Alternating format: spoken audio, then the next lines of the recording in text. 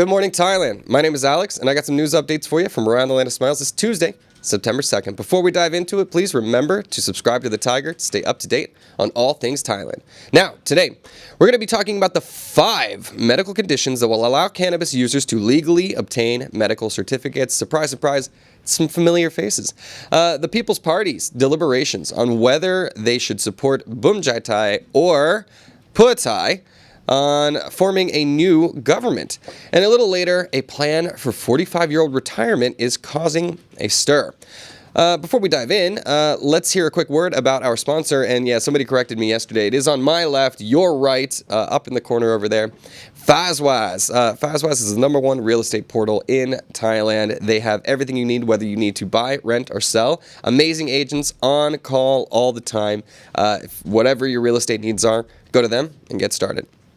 All right, let's dive in. Our first story is an update. Everybody's been watching this story very closely and wanting updates because, Thailand, the only country in Asia that ever legalized cannabis, and it was a bit of a Wild West show. Now regulations are starting to settle into place. Thailand is now tightening its medical cannabis regulations to include just 5 medical conditions. That's right, cannabis use for medical purposes in Thailand is now limited strictly to 5 conditions, namely insomnia, chronic pain, migraines, Parkinson's disease, and anorexia, and only allowed with a prescription from a licensed doctor or pharmacist. Cannabis flower must be obtained exclusively through state-approved dispensaries, prescriptions valid for up to 30 days, with regular medical review required. A new digital system, Canamed Connect, will oversee prescription applications, track usage, and monitor licensed sellers to prevent misuse. The regulations also ban online sales, vending machines, and advertising, aiming to curb recreational use and solidify quality and oversight in the medical cannabis industry. I don't know about you guys, but I have trouble sleeping at night, or maybe, my back. Look, this is what happens anywhere that we have medical use cannabis. We saw it in the States. We've seen it in other parts of the world. When it's medical use and they allow these very vague symptoms to be an excuse or, a valid reason to get a prescription for cannabis, everybody can very easily say, trouble sleeping at night. Doctor's like, cool, bam, done. So, this step backwards, what many people feel because they want it to be recreational use, which is a more liberalized way of thinking. I posit this to you. It's not going to change too much. These prescriptions aren't very expensive. Look, it's a bit annoying, but I think for anybody who's in the industry, I know plenty of people who own businesses, plenty of people who consume this stuff. The businesses will continue. The usage will be, a little bit more regulated, but it does seem like it's more in the vein of just trying to, look like we're doing something to regulate things without actually effectively changing too much. So, I think our live comments know what's up. Yeah, just say, I can't sleep. Or like, ooh, my back, or something like that. Again, no way that any of this can really be proven, and the system will be abused, I guess, but at the same time, it's the only time in the world's history that we've seen recreational use sort of step backwards into medical use. So, yeah, it just seems like face saving at this point. So cannabis users rejoice, especially because we might have a more cannabis-friendly leadership coming in, which takes me to our next story. We've been keeping a lot of focus on the political turmoil that is now rampaging through Thailand's parliament. But guess what? There's a new big dog in town, and that is the People's Party. They are now deliberating on which prime minister to support.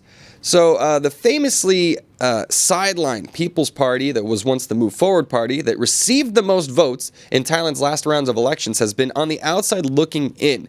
Well, their largest parliamentary party, which is the People Party, it has been opposition. They are now delaying their decision on whether to support Pheu Thai or Bumjai Thai in forming a new government, prolonging the political deadlock following Paetongtarn Shinawat's removal. Holding nearly 1/3 of seats, the party positions itself as a potential kingmaker, though it has ruled out joining any administration for now. Both rival camps have agreed to its conditions, holding a referendum on constitutional changes and dissolving parliament within 4 months, yet "We don't trust either," said spokesperson Parit. Lawmakers convened Monday to discuss and plan to reconvene Tuesday with a parliamentary vote on a new prime minister, possibly later this week. Yeah, this is hilarious to see. So now, of course, Bumjaitai and Putai formed the government after the elections, after there was a whole lot of tomfoolery that kept the People's Party out of power. Now they find themselves in the position of choosing who to side with in order to form a new government and then become part of the coalition. Very funny. They laid out a list of demands for both of these parties, like, this is what we need, and then both parties agreed. So right now they're still in a position of like, is it a coin toss? Who do we end up with? Who do we trust more? Of course, Bumjaitai, the more conservative party, that is the backing of the military, and of course Anutin, who was the former prime minister and the more cannabis-friendly candidate. Of course, Putai with the Shinawat clan now on the outside looking in, doing everything they can to try and court these votes as well. Time will tell, but it is fascinating to see Kun Pita's former party now wielding a lot more power than they have traditionally been allowed to in Thai parliament. Our next story, we have more classic Thaiger tales for you on the way. So, a trans woman was fired after vilifying a Muslim woman in a viral train outburst. Girl-on-girl crime. A video capturing a confrontational incident on Bangkok's airport railing shows a trans woman, identified as Chusak, verbally abusing a Muslim passenger known as Madia after a bag collision, threatening her with a shoe and spewing religious insults. Despite Madia's repeated apologies and calm efforts to defuse the situation, widespread public backlash ensued, prompting Chusak's employer to terminate her employment swiftly. Madia, who visited police on August 30th, declined to press charges, instead seeking an apology for herself and the Muslim community, expressing sympathy towards Chusak's plight. The fallout revealed further allegations against Chusak, including reported incidents involving a motorcycle rider, a boxer, and a security guard. So I can see a bit of a pattern developing, which has sparked broader debates on public decorum and minority respect. Well, if it isn't the consequences of my own actions. Look, this is so funny that apparently this woman has been in trouble causing these kinds of incidents in the past. I understand sometimes we can have like a bad day and snap, but when you see a pattern of behavior developing and this, the Muslim woman was just trying to apologize and say, I'm so sorry, and ended up taking all of this abuse. Again, not pressing charges, being sympathetic, but once you go viral, all of a sudden employers don't like to be associated with you. So losing your job is certainly not worth whatever racial tirade you go on public transport. Just everybody chill out, man. And you never know who's recording. Like when you're in a public place, just be kind to each other. I don't know how hard that is for some people, but it is nice to see, like I said before, consequences for this kind of behavior. And hopefully she's learned her lesson and won't be doing this again. What's that, Bishop? Nice. She got that black Air Force energy. Stay away. Good God. I don't know what that means, Bishop, but I'll take it. All right. Phanang's behaving badly, everybody. We got a couple of stories about that. A French tourist has fled the scene after a violent hotel brawl in Phuket. Tisk. In Patong, Phuket, a French tourist fled the scene on a black Yamaha NMAX following a violent altercation with an Australian man who was found injured with a 5-centimeter head wound. Ugh. The clash occurred in a hotel at approximately 9:35 a.m. Local police and rescue workers attended, providing medical assistance to the Australian, who declined further treatment after hospital transfer. Hospital bills, am I right? Witnesses reported seeing the scuffle unfold just before the French suspect departed rapidly on the motorbike, prompting an ongoing search by law enforcement. Investigations are underway to determine what triggered the fight, with statements from the Australian expected as authorities continue to locate the French individual. Yikes, 5-centimeter gash. That is not okay. You gotta wonder though too, what is alcohol-fueled brawls and altercations? This is certainly not new phenomenon here. And fortunately, nobody too injured. And of course, it's one of those things where it definitely looks worse if you flee, right? Like if the Aussie started something and then you were defending yourself, you'd probably stick around, right? And like try to talk to the authorities. When you're running away from the situation, that's kind of almost an admission of guilt. So that's the old NMAX. I guess they haven't identified the man. There's CCTV footage, witnesses. Hopefully he'll be brought in soon. But good thing the Aussie is okay, I guess. Just a bit of a gash. Reminds me of a story, actually. I'm going to give you a little something crazy that happened to me one time. I was doing a show at 420 High Garden, lovely rooftop bar with Cannabis Lounge when it was okay for recreational use. We were doing a show and there was a Japanese man, lovely Japanese man. They're traveling by himself. Obviously not very familiar with how strong cannabis has gotten here in Thailand, so he took a rip. And then he was at a bar stool while I was on stage, and he fell over and cracked his head open. And it was the wildest thing. He got just dazed out, greened out, smoked too much. And while somebody else was on, I brought somebody else on the show, and I went to go help him. And he was like split open. I could see like skull, and he's like, no, I'm okay. It's like I could see the inside of your head. We're calling an ambulance. And we called an ambulance, and they literally just like wrapped him up like a cartoon, it looked like, and he refused to go to the hospital. So I don't understand what it is with all you travelers. Like, just get your insurance, guys, so that you can, in case any head cracking happens, you'll be taken care of. So, not even my own. I've had some of these experiences myself. Exactly. Wu-Tang says probably no insurance. Look for his GoFundMe. Dude will be caught and deported for years. Exactly. And Japanese people are so polite, says Tony. Indeed. This guy was like, God, no, don't stop the shot. No, guys, I don't need anything. And I'm like, dude.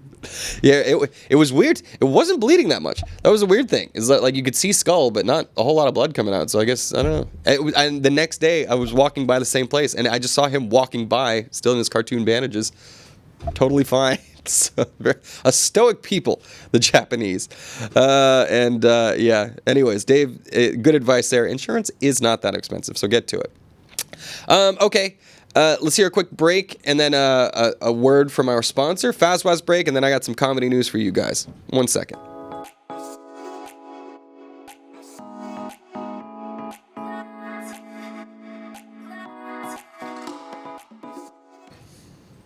Cool.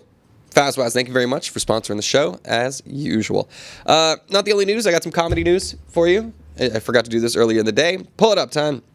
Tomorrow's Whiskars Wednesday. Mom, if you're still watching, this is just right behind Craft, so I've got shows at Craft now, one of our favorite establishments in Thailand. Whiskars is a lovely whiskey and cigar bar just behind the outdoor beer garden. So, fantastic venue. I've got a lineup of amazing comedians, including... Pop him up. Last week, sorry, I jumped the gun. He was not on last week. He will be on this week.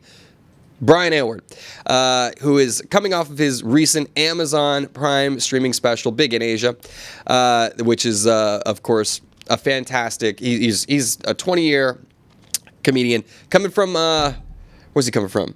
Saskatchewan? I think somewhere. Rural Canada. Somewhere, I can't remember. But... he's absolutely proving levels to this game, and one of the finest comedians that we have running, not doing many shows here in Bangkok. He is preparing, though, for his big special that's being filmed in Africa in just a couple of months. So you'll get to see him at my shows in the coming few weeks, including tomorrow at Whiskar. So please do come out and check out one of the great comedians that we have here on the local scene.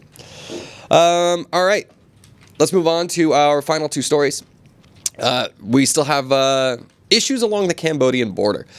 And I think you could... I feel like I've been repeating the story for months now, but we're talking landmines and we're talking Cambodia. Cambodian soldiers have allegedly planted explosives in the Thai border zone. Thai military officials revealed that Cambodian soldiers reportedly placed improvised explosive devices, IEDs, mortars, and tripwires within Thai territory near Hill 350, close to Ta Kwai Castle in Surin province on August 31st.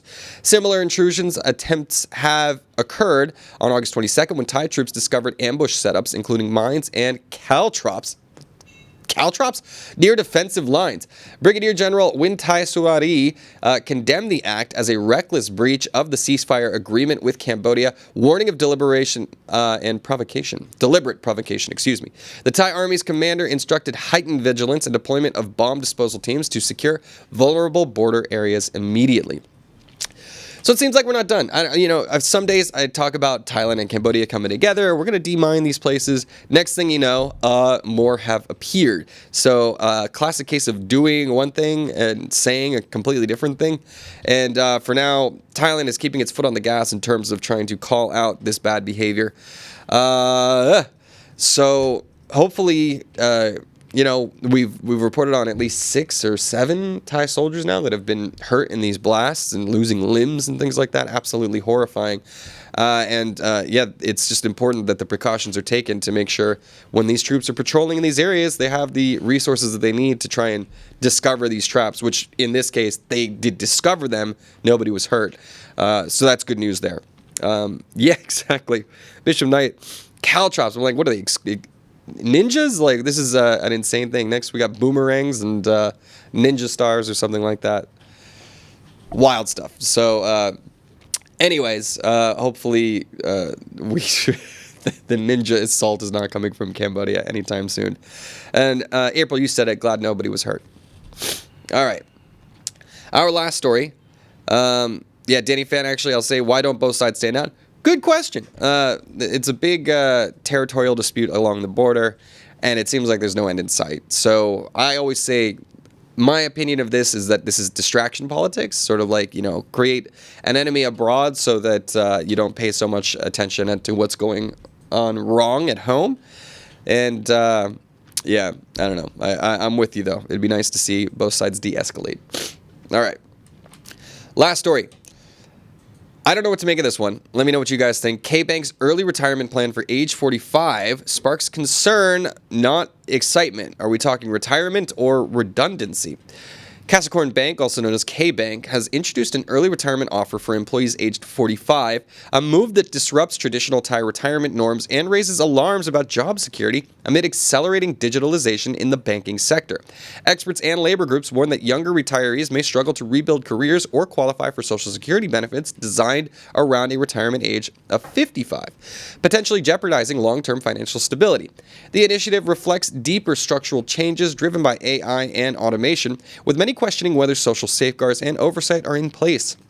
Observers call for government intervention to ensure fair compensation and protection for displaced workers as the economy transitions. Well, 45 retirement sounds nice until you realize, I'm not getting paid as much anymore, right? Maybe you get some sort of pension. Is that paying out forever? This is the thing that, we have to think about. What are we going to do as more and more automation replaces more and more white-collar jobs and service industry jobs and creative jobs? All of this stuff, we're in the middle of that sort of a technological revolution right now. And there will be people, you're saving money, right? More money is being generated, right? Especially all the cost saving on workers and things like that. How is that wealth getting concentrated? How do we figure out ways to make sure that people who are being left behind as these technologies take place are going to be taken care of? Does that come in the form of more Social Security benefits? Everybody's talking these days about a universal basic income, a UBI. I think would be an interesting solution to these things. Hashtag Yang Gang. If anybody remembers Andrew Yang. But I'm curious to see what governments are going to be able to do, because obviously this is not just a problem here in Thailand. It's a problem all over the world. And 45-year-old retirement. I love that they're trying to put lipstick on this pig. Be like, hey, you guys get to go home. You're fine. Go home. They're like, what? You mean I'm fired, right? That's what you're saying.